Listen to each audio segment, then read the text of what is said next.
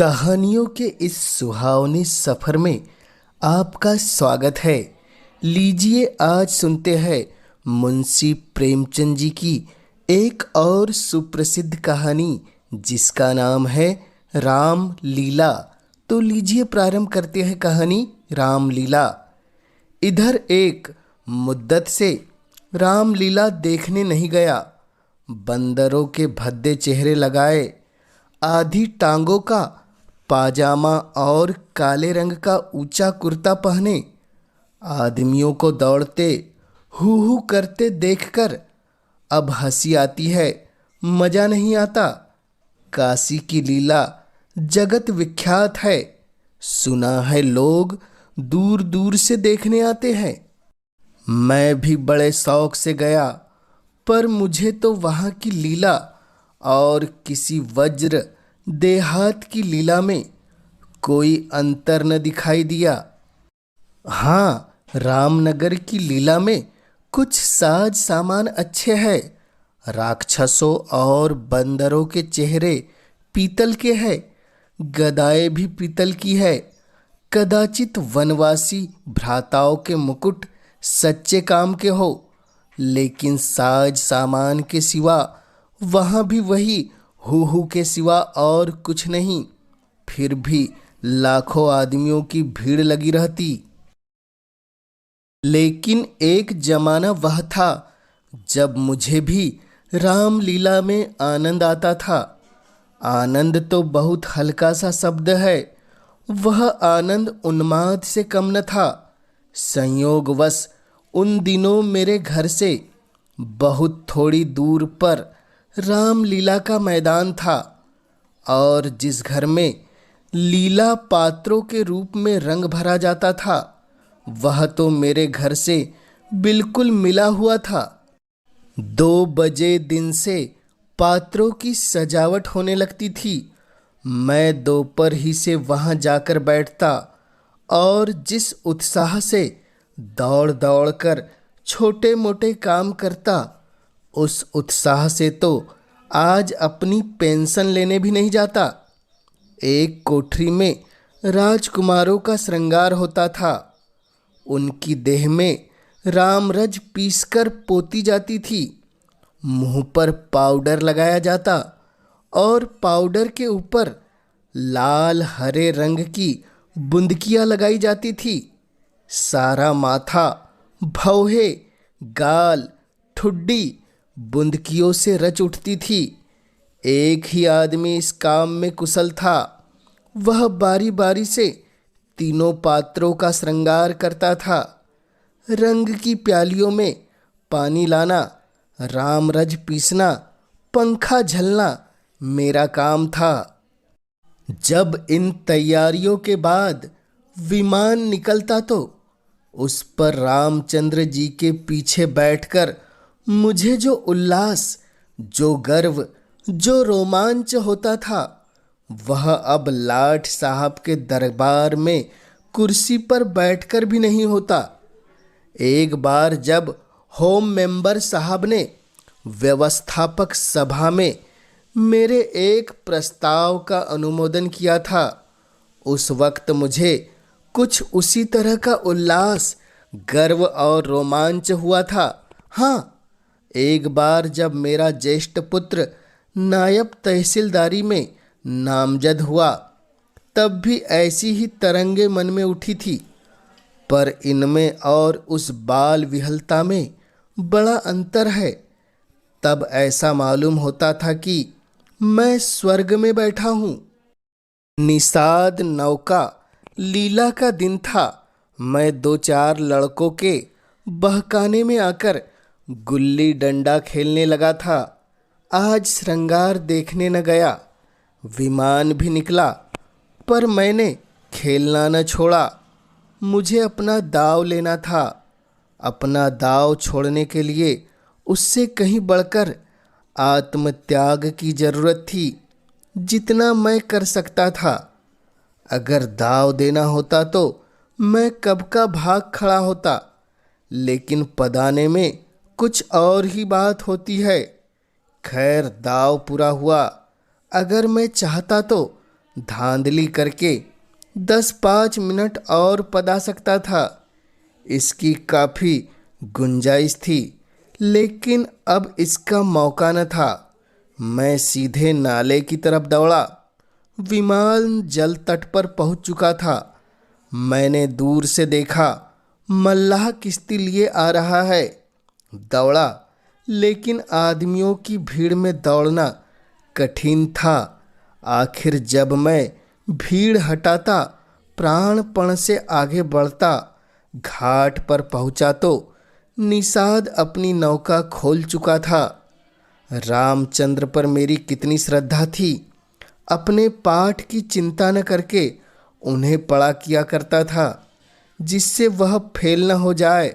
मुझसे उम्र ज़्यादा होने पर भी वह नीची कक्षा में पढ़ते थे, लेकिन वही रामचंद्र नौका पर बैठे इस तरह मुंह फेरे चले जाते थे, मानो मुझसे जान पहचान ही नहीं। नकल में भी असल की कुछ न कुछ बू आ ही जाती है। भक्तों पर जिनकी निगाह सदा ही तीखी रहती है, वह मुझे क्यों उबारते। मैं विकल होकर उस भचड़े की भांति कूदने लगा, जिसकी गर्दन पर पहली बार जुआ रखा गया हो। कभी लपक कर नाले की ओर जाता, कभी किसी सहायक की खोज में पीछे की तरफ दौड़ता, पर सबके सब अपनी धुन में मस्त थे।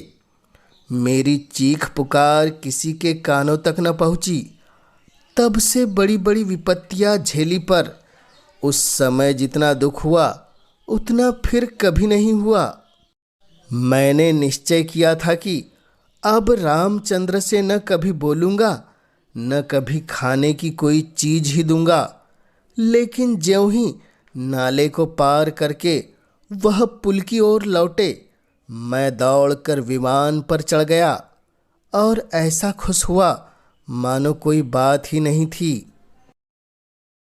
रामलीला समाप्त हो गई थी। राजगद्दी होने वाली थी, पर न जाने क्यों देर हो रही थी। शायद चंदा कम वसूल हुआ था। रामचंद्र की इन दिनों कोई बात भी न पूछता था। न घर ही जाने की छुट्टी मिलती थी, न भोजन का ही प्रबंध होता था। चौधरी साहब के यहाँ से एक सीधा कोई 3 बजे दिन को मिलता था।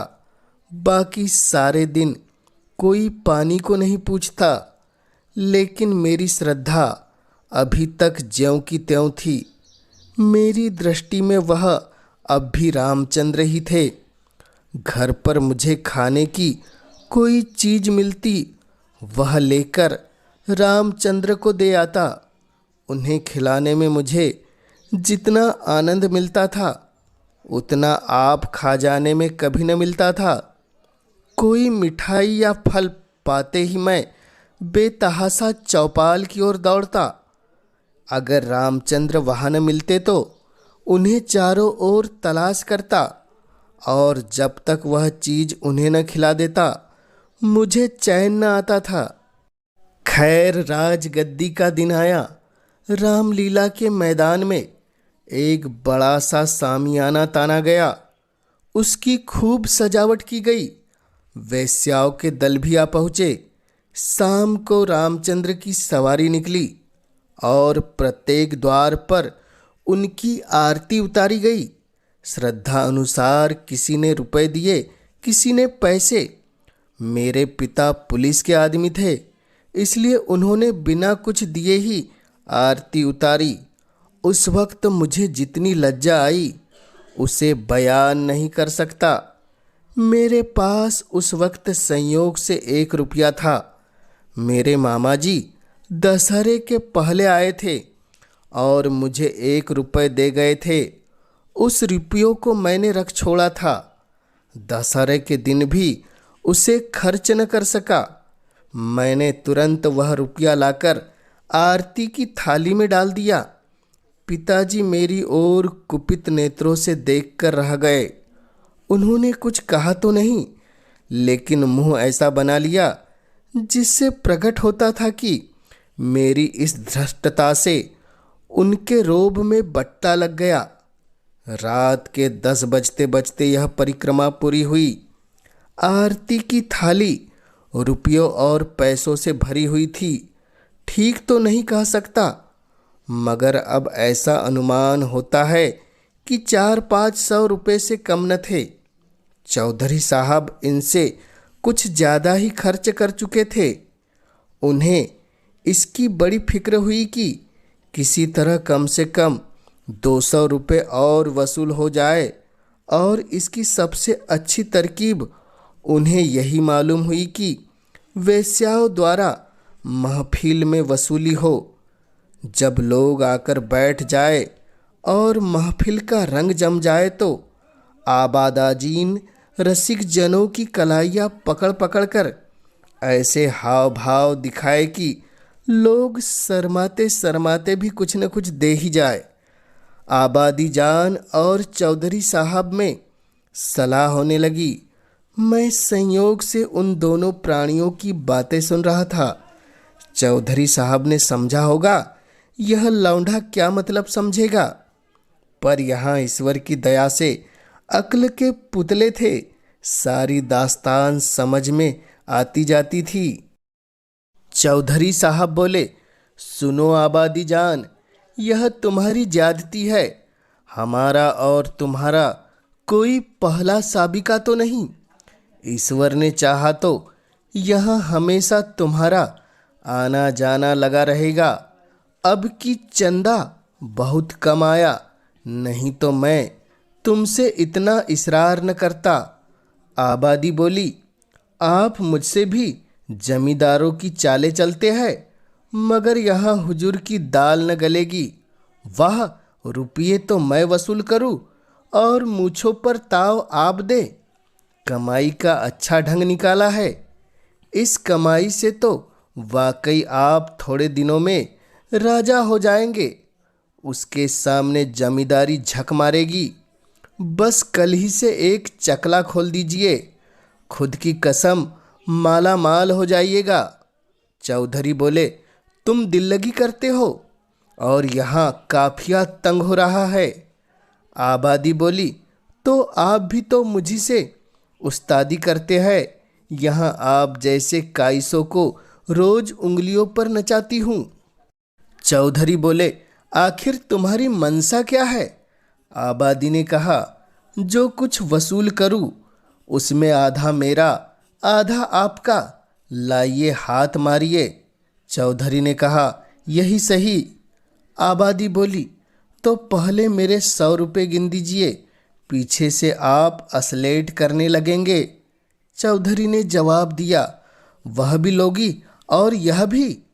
आबादी बोली, अच्छा, तो क्या आप समझते थे कि अपनी उजरत छोड़ दूंगी? बाहरी आपकी समझ खूब क्यों न हो, दीवाना बकारे दरवेश होशियार।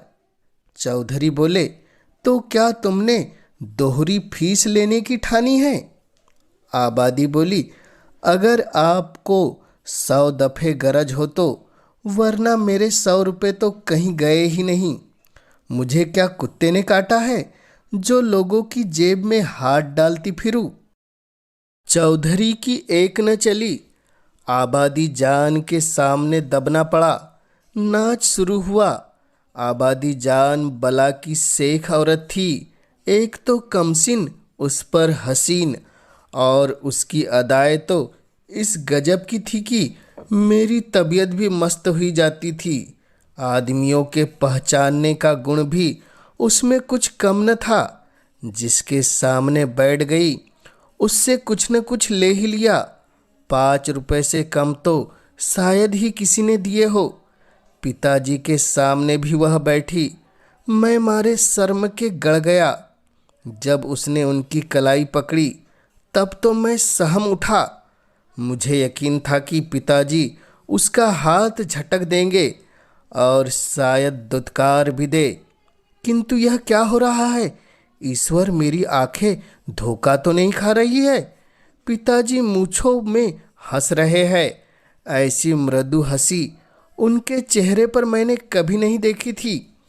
उनकी आंखों से अनुराग टपका रहा था। उनका एक एक रोम पुलकित हो रहा था। मगर ईश्वर ने मेरी लाज रख ली। वह देखो, उन्होंने धीरे से आबादी के कोमल हाथों से अपनी कलाई छुड़ा ली। अरे, यह फिर क्या हुआ? आबादी तो उनके गले में बाहें डाल देती है। अब पिताजी उसे जरूर पीटेंगे। चुड़ैल को जरा भी शर्म नहीं। एक महाशय ने मुस्कुराकर कहा, यहाँ तुम्हारी दाल न गलेगी आबादी जान। और दरवाज़ा देखो। बात तो इन महाशय ने मेरे मन की कही और बहुत ही उचित कही, लेकिन न जाने क्यों पिताजी ने उसकी ओर कुपित नेत्रों से देखा और मूँछों पर ताव दिया। मुंह से तो वह कुछ न बोले, पर उनके मुख की आकृति चिल्लाकर सरोस शब्दों में कह रही थी, तू बनिया मुझे समझता क्या है? यह ऐसे अवसर पर जान तक निसार करने को तैयार है। रुपए की हकीकत ही क्या? तेरा जी चाहे आजमा ले, तुझसे दूनी रकम न दे डालूं तो मुंह न दिखाऊं। महान आश्चर्य, घोर अनर्थ। अरे जमीन तू फट क्यों नहीं जाती? आकाश तू फट क्यों नहीं जाता? अरे मुझे मौत क्यों नहीं आ जाती? पिताजी जेब में हाथ डाल रहे हैं। कोई चीज निकाली और सेठ जी को दिखाकर आबादी जान को दे डाली। आह, यह तो असरफ ही है। चारों ओर तालियां बजने लगी। सेठ जी उल्लू बन गए। पिताजी ने मुंह की खाई। इसका निश्चय मैं नहीं कर सकता। मैंने केवल इतना देखा कि पिताजी ने एक असरफी निकाल कर आबादी जान को दे दी। उनकी आंखों में इस समय इतना गर्वयुक्त उल्लास था मानो उन्होंने हातिम की कब्र पर लात मारी हो। यही पिताजी है जिन्होंने मुझे आरती में 1 रुपया डालते देख मेरी ओर इस तरह देखा था मानो मुझे फाड़ ही खाएंगे। मेरी उस परमोचित व्यवहार से उनके रोब में फर्क आता था और इस समय इस घृणित, कुत्सित और निंदित व्यवहार पर गर्व और आनंद से फूले न समाते थे। आबादी जान ने एक मनोहर मुस्कान के साथ पिताजी को सलाम किया और आगे बढ़ी, मगर मुझसे वहां न बैठा गया। मारे शर्म के मेरा मस्तक झुका जाता था। अगर मेरी आंखें देखी बात न होती तो मुझे इस पर कभी एतबार न होता। मैं बाहर जो कुछ देखता सुनता था उसकी रिपोर्ट अम्मा से जरूर करता था, पर इस मामले को मैंने उनसे छिपा रखा। मैं जानता था उन्हें यह बात सुनकर बड़ा दुख होगा। रात भर गाना होता रहा। तबले की धमक मेरे कानों में आ रही थी। जी चाहता था चलकर देखूं, पर साहस न होता था। मैं किसी को मुंह कैसे दिखाऊंगा? कहीं किसी ने पिताजी का जिक्र छेड़ दिया तो मैं क्या करूंगा? प्रातःकाल रामचंद्र की विदाई होने वाली थी। मैं चारपाई से उठते ही आंखें मलता हुआ चौपाल की ओर भागा। डर रहा था कि कहीं रामचंद्र चले न गए हो।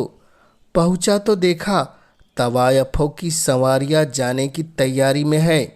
20 आदमी हसरनाक मुंह बनाए उन्हें घेरे खड़े हैं। मैंने उनकी ओर आंख तक न उठाई।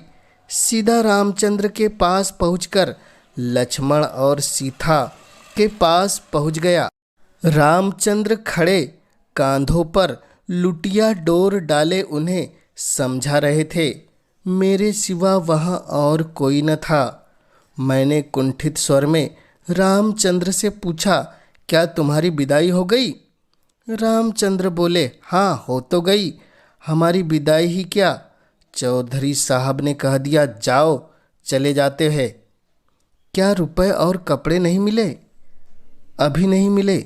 चौधरी साहब कहते हैं इस वक्त में रुपए नहीं है, फिर आकर ले जाना। कुछ नहीं मिला? 1 पैसा भी नहीं। कहते हैं कुछ बचत नहीं। मैंने सोचा था कुछ रुपए मिल जाएंगे तो पढ़ने के लिए किताबें ले लूँगा, सो कुछ न मिला। राह खर्च भी नहीं दिया। कहते हैं कौन दूर है, पैदल चले जाओ। मुझे ऐसा क्रोध आया कि चलकर चौधरी को खूब आड़े हाथों लूं। वेश्याओं के लिए रुपए, सवारियां, सब कुछ, पर बेचारे रामचंद्र और उनके साथियों के लिए कुछ भी नहीं। जिन लोगों ने रात को आबादी जान पर 10-10, 20-20 रुपये न्यौछावर किए थे, उनके पास क्या इनके लिए 2-2, 4-4 पैसे भी नहीं है? पिताजी ने भी तो आबादी जान को एक असरफी दी थी, देखूं इनके नाम पर क्या देते हैं। मैं दौड़ा हुआ पिताजी के पास गया। वहाँ कहीं तफ्तीश पर जाने को तैयार खड़े थे। मुझे देखकर बोले, कहाँ घूम रहे हो? पढ़ने के वक्त तुम्हें घूमने की सूझती है? मैंने कहा, गया था चौपाल, रामचंद्र विदा हो रहे हैं, उन्हें चौधरी साहब ने कुछ नहीं दिया, तो तुम्हें इसकी क्या फिक्र पड़ी है? वह जाएंगे कैसे? आप राह खर्च भी तो देते नहीं। क्या कुछ खर्च भी नहीं दिया? यह चौधरी साहब की बेइंसाफी है। आप अगर 2 रुपए दे दे तो मैं उन्हें दे आऊँ, इतने में शायद वह घर पहुँच जाए। पिताजी ने तीव्र दृष्टि से देखकर कहा, जाओ अपनी किताब देखो, मेरे पास रुपए नहीं है। यह कहकर वह घोड़े पर सवार हो गए। उसी दिन से पिताजी पर से मेरी श्रद्धा उठ गई। मैंने फिर कभी उनकी डांट डपट की परवाह नहीं की। मेरा दिल कहता, आपको मुझको उपदेश देने का कोई अधिकार नहीं है। मुझे उनकी सूरत से चिढ़ हो गई। वह जो कहते मैं ठीक उसका उल्टा करता। यद्यपि इसमें मेरी हानि हुई, लेकिन मेरा अंतःकरण उस समय विप्लवकारी विचारों से भरा हुआ था। मेरे पास 2 आने पैसे पड़े हुए थे। मैंने पैसे उठा लिए और जाकर शर्माते शर्माते रामचंद्र को दे दिए। उन पैसों को देखकर रामचंद्र को जितना हर्ष हुआ, वह मेरे लिए आशातीत था। टूटे पड़े मानो प्यासों को पानी मिल गया। यही 2 आने पैसे लेकर तीनों मूर्तियां विदा हुई। केवल मैं ही उनके साथ कस्बे के बाहर तक पहुंचाने आया। उन्हें विदा करके लौटा तो मेरी आंखें सजल थी, पर हृदय से आनंद उमड़ रहा था, आनंद उमड़ रहा था। यह कहानी आपको कैसी लगी? कमेंट्स के माध्यम से हमें ज़रूर बतलाएं और जन जन तक हिंदी साहित्य की गाथा को पहुंचाने में अपना योगदान देने इस चैनल को अवश्य सब्सक्राइब कीजिए, ताकि आपके सहयोग से मैं हिंदी साहित्य की महान रचनाओं को जन जन तक पहुंचाने के लिए हमेशा उत्साहित रह सकूं। आप सभी श्रोताओं का पुनः इस चैनल से जुड़ने के लिए हृदय की गहराई से बहुत बहुत आभार।